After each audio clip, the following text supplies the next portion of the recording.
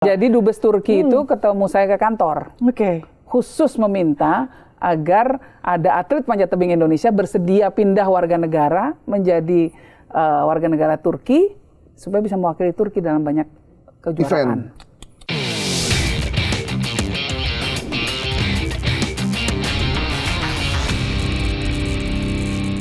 Jil, kita ngomongin panjat tebing yuk. Yuk, kayaknya seru kita harus kasih semangat juga, ngasih selamat juga nih ke Mbak Yeni. Tapi ada pertanyaan sih, apa tuh Mas banyak Gai? orang, kenapa kok seorang Yeni Wahid tiba-tiba Sampai presiden aja sampai kaget loh karena Mbak Yeni itu. baru tahu loh. Iya. Baru tahu, iya. Udah lama, saya udah periode kedua ketua Federasi Panjat Tebing Indonesia. Sudah Dia lama. bekerja dalam senyap. Tapi hasilnya Wah, aduh luar biasa. 8 medali ya, Pak? Di SEA Games kita 8 medali, yang 4 emas, 3 perak, 1 perunggu. Di Olimpiade Paris kita medali emas. Itu yang menyelamatkan Indonesia waktu itu. Iya, merinding tuh kita. Nangis kita semua waktu di sana dengerin lagu Indonesia Raya karena kita belum dapat medali emas. Yang diwawancara cuma atletnya, ketuanya nggak diwawancara.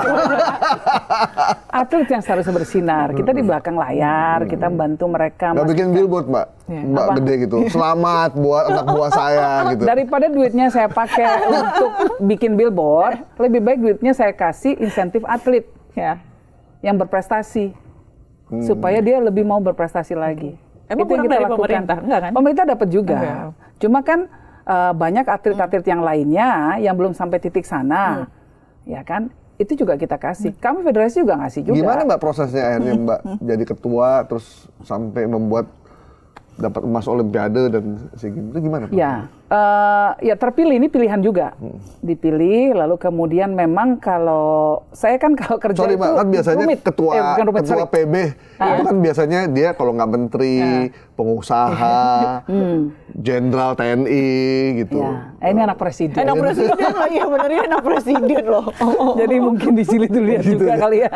Jangan-jangan harus diakui lah ya kan. Apa namanya, apapun saya nggak boleh menyombongkan diri. Semua ya gara-gara bapak saya. Kan? Ya bukan langsung gitu anak presiden. Udah cocok udah.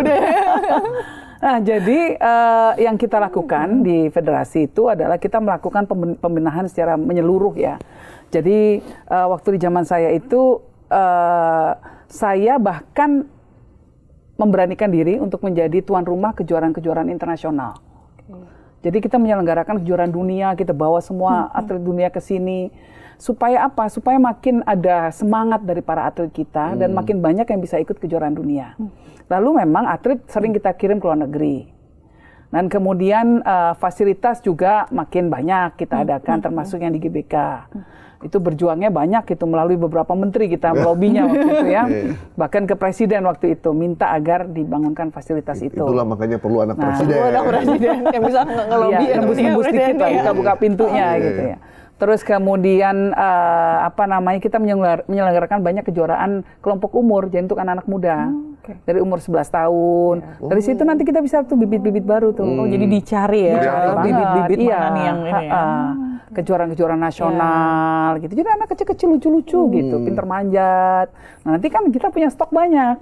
Jadi walaupun di SEA Games kemarin kita dilarang mengirimkan atlet yang senior. Ya, atlet Olimpiade kita nggak boleh turun. Yang muda. Nah, kita kan hanya boleh ngirim atlet junior kita tetap karena stok kita banyak. Bibit-bibit juara itu ya. Tetap dapat medali emas dan perak. Hanya perunggu yang disisakan untuk tuan rumah. Gitu. Apalagi kalau kita kirim yang senior, termasuk yang junior, ya udah tiga-tiganya diambil gitu. Tapi kan dulu kita juga nggak jago-jago banget Mbak di panjat tebing. Lumayan lah, lumayan. Tetap selalu ada prestasi dari dulu kok atlet panjat tebing Indonesia. Dan baru hype-nya kita sekarang aja ya, baru orang gitu. Ya mungkin ya salah kami juga ya, nggak kurang melakukan siar gitu. Terlalu bekerja dalam senyap itu tadi ya. Karena banyak kok atlet-atlet kita yang memecahkan rekor dunia dari dulu. Iya, bahkan sampai katanya ada mau dinaturalisasi. Gila loh. Jadi Dubes Turki itu ketemu saya ke kantor. Khusus meminta agar ada atlet panjat tebing Indonesia bersedia pindah warga negara menjadi warga negara Turki supaya bisa mewakili Turki dalam banyak kejuaraan. terutama kejuaraan Eropa. Mereka tahu, mereka bilang kita nggak minta yang paling topnya, kita mintalah yang ya peringkat 5 ke bawah, it's okay, nggak apa-apa. Nanti kan bisa berlaga di kejuaraan-kejuaraan Eropa gitu. Luar biasa. Gitu, Ini jarang-jarang loh ada negara dan lain. itu langsung permintaan dari presidennya. Makanya dubesnya turun tangan langsung. Ini lagi nguber-nguber terus ini dari federasi sananya juga. Dikasih nggak, Mbak? Iya, baru mau ngomong dilepas. Saya oh kalau yang top-topnya nggak boleh dong, anak aja itu jagain banget gitu. Padahal kata yang komentarnya, mau ada gue minta warga negara. Nah, Jadi warga Eropa. Eropa udah. Gajinya euro. Aduh, bisa naik apa tuh? Kapoka dia ya, apa tuh? Kapokaca. Bisa naik itu, waduh. Iya, lupa lagi. Pasti banyak yang mau tuh, Mbak. Iya. Enggak juga. Oh, enggak juga. Jadi atlet Indonesia itu sangat-sangat nasionalis rupanya. Waduh, luar biasa. Ya, jadi mereka masih mikir-mikir ya. Walaupun ketika diskusi dengan saya bilang nggak apa-apa kalau memang untuk masa depan kamu gitu ya. Misalnya di sini kamu juga persaingannya ketat banget di sini. Atlet-atlet mudanya juga banyak. Mungkin yang sudah senior sudah mungkin akan sulit lah untuk berlaga ke Olimpiade dan lain sebagainya. Kamu boleh pertimbangin gitu. Ada sih yang tertarik 1-2, cuma saya kembalikan ke mereka. Kan ada pemain bulu tangkis juga ada ya? Iya, Kalau boleh sih ya, kalau boleh nih sebenarnya permintaan ke pemerintah agar oke lah mereka boleh di sana 5 tahun, nanti boleh balik lagi jadi warga negara Indonesia. Itu mungkin ideal. Jadi biar nabung dulu. Nabung di sana. Kayaknya gitu. pemain bulu tangkis begitu deh, Mbak. Iya. Ada pemain bulu tangkis kita saya tahu yang jadi membela Malaysia, membela Denmark gitu. Setelah itu mereka bisa balik lagi. Emang bisa balik? Bisa, Mbak. Kayak Beneran? itu juga Megawati nggak sih? Yang voli tapi Enggak, itu ya nggak pindah warga negara. Warga negara ya. Ini nggak pindah warga negara kali. Iya, mungkin Iya, dia nggak pindah, cuma jadi main pemain bola. aja. Iya, Kalau ini pindah warga negara. Ada beberapa berarti pemain maksudnya yang Mbak ini mau mewakili. mengajukan itu untuk Ya jadi- kalau boleh iya, gitu ya, kalau boleh. misalnya ini. Tapi tentu syaratnya dia bukan atlet yang paling ini ya. Yang paling jago ya. Yang paling jago ya, kalau yang atlet paling jago, aduh berat. Jangan dikeluarin misalnya, jangan dibolehin. Tapi mereka udah ngasih tahu berapa ininya, gajinya berapa, fasilitas yang Mereka akan datang ke sini. Jadi saya bilang, kamu kan ngomong aja sendiri langsung ke atletnya lah gitu.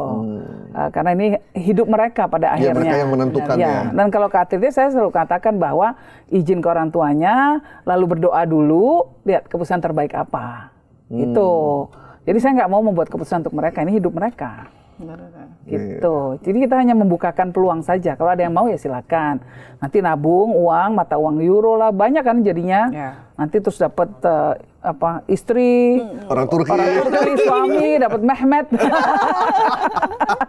Mehmet Sultan atau Mehmet siapa Sultan lah gitu ya. Balik ke Indonesia ya, perbaikan keturunan juga. udah megang duit banyak. Iya. Tapi kalau misalnya lihat, kalau misalnya ini menjadi daya tarik Turki, presidennya langsung yang ngomong, apa sih yang mereka lihat sih selain, maksud atlet kita juga memang atlet yang berbakat ya, tapi ada nggak spesifik Mbak Yeni ngomong ke Mbak Yeni bahwa nih atlet Indonesia nih begini-begini gitu, khususnya Panjat Tebing ini? Ya kalau atlet Indonesia, sama seperti orang Indonesia, pada umumnya tadi dikatakan ya, pekerja keras, fokus kalau sudah fokus pada apa yang dimaui gitu ya, itu bisa fokus. Dan dengan segala kondisi diterima kira-kira kan gitu.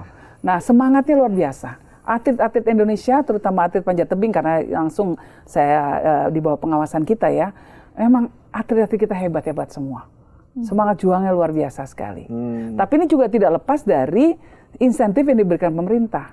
Jadi saya sangat mengapresiasi dukungan pemerintah luar biasa. Top bener ya. Iya. Itu pemerintah dukungannya real tuh ya. Real, dikasih hadiah langsung. Ya, Fredrik itu dikasih 6M Olimpiade. SEA Games kemarin 1M kalau medali emas. Itu kan banyak anak-anak yang mungkin keluarganya bukan keluarga yang berkecukupan, jadi bisa berubah nasib keluarganya. Nah, tentu kita yang kita lakukan adalah mencoba untuk membimbing mereka agar bisa mengelola finansialnya dengan baik. Nah, itu yang paling penting itu. Apalagi yang atlet SEA Games kemarin juga dapat ini ya, bonus dari pemerintah. Iya, 1M kalau medali emas. Umur 16 tahun, 15 tahun, udah punya uang 1M. Pak Prabowo, Pak Erick Thohir, terima kasih. Iya. Kita sangat terima kasih. Karena sangat terima kasih. Karena saya punya cerita juga, ada beberapa atlet, mantan-mantan atlet SEA Games yang ternyata begitu nggak jadi atlet, hidupnya justru mengerikan lah. Ada yang jual ini, ada yang banyak lah kejadiannya begitu. Karena kita sedih ya. Akhirnya dia jadi pemulung, tukang bakso, tukang makanan. Bukannya itu pekerjaan yang hina, bukan. Maksudnya ketika dia membela bangsanya, terus masa depannya nggak diurusin. Jadi kita sih ya, di media, di iNews, kita menganggap pemberian ini wajar karena mereka udah berjuang dan mengorbankan hidupnya untuk berlatih, mengorbankan pendidikan masa mudanya gitu. Jadi kalau pendidikan sih nggak juga. Karena kalau anak panjat tebing sih ada yang S2 juga. Luar biasa. Tetap. Berarti di sambil manjat dia mikir tuh, Pak. Enggak, mereka dapat beasiswa. Salah satu dari Unwahas. Ya di Semarang itu banyak tuh. Sampai dibikinin papan panjat tebing di sana. Tulisannya Kiromal Katibin itu salah satu atlet kita. Karena memang mahasiswa situ gitu. Iya.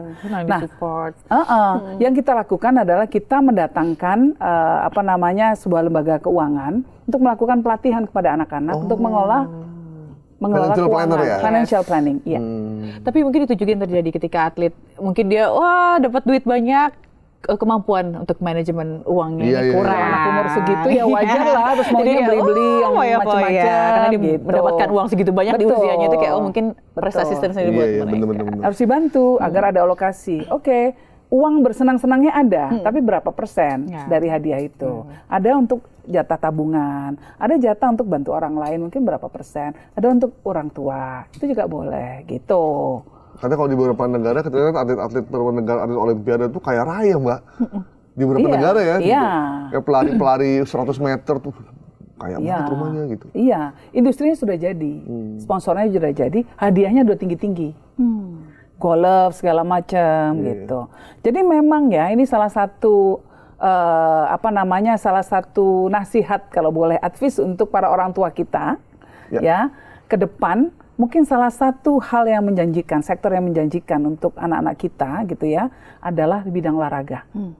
Jadi anak-anak masukin deh, jadi pelari jadi renang panjat tebing dari sejak kecil, catur apapun, dari sejak kecil. Karena kalau sudah bisa meraih prestasi itu luar biasa. Dapat ininya. Jadi jangan berpikir karirnya itu harus jadi pegawai negeri doang, jadi dokter, gitu-gitu, jangan. Anggota DPR. Itu sih cepet kaya juga.